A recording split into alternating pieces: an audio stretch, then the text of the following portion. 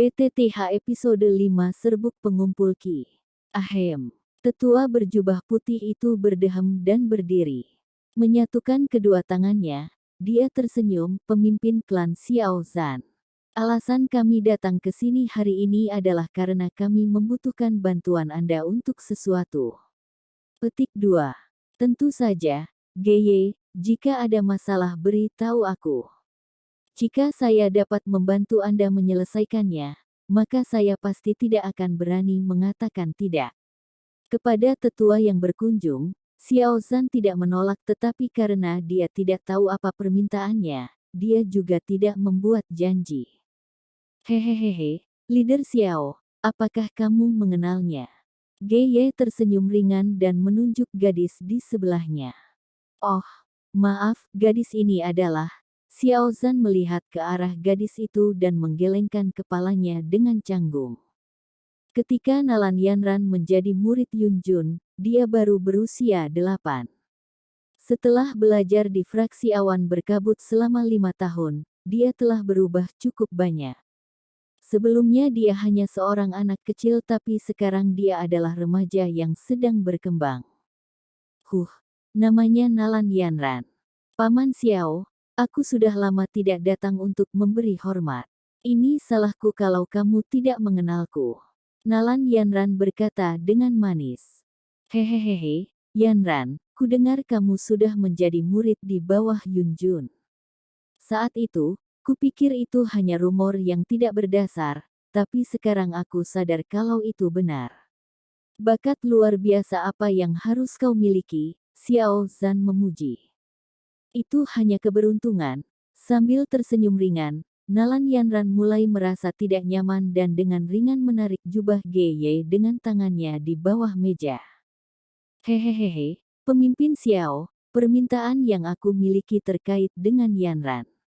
Selain itu, ini ditugaskan oleh pemimpin fraksi kami. Geye tetap tersenyum, tapi ketika dia menyebutkan pemimpin fraksi, dia tanpa sadar mengurangi senyumnya dan wajahnya menjadi serius.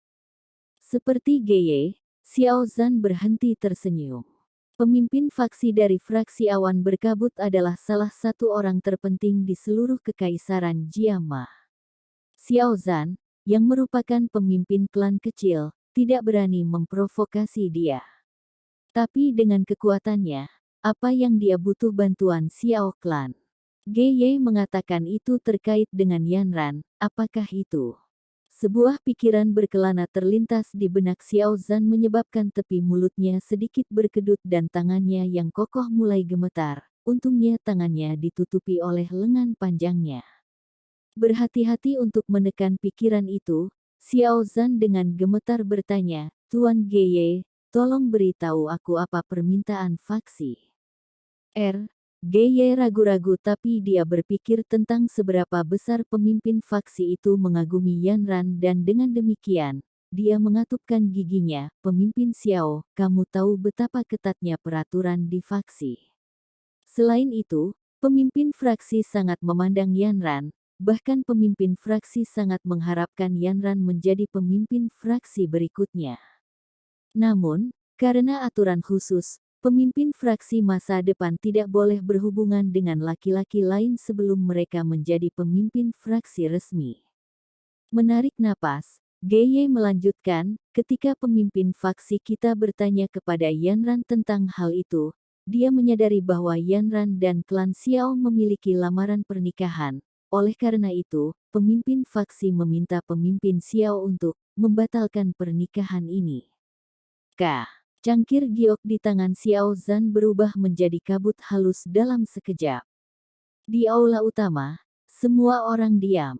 Ketiga tetua klan dikejutkan oleh kata-kata Geye, tetapi segera setelah itu, para tetua melirik Xiao Zhan dengan kegembiraan dan cemoohan.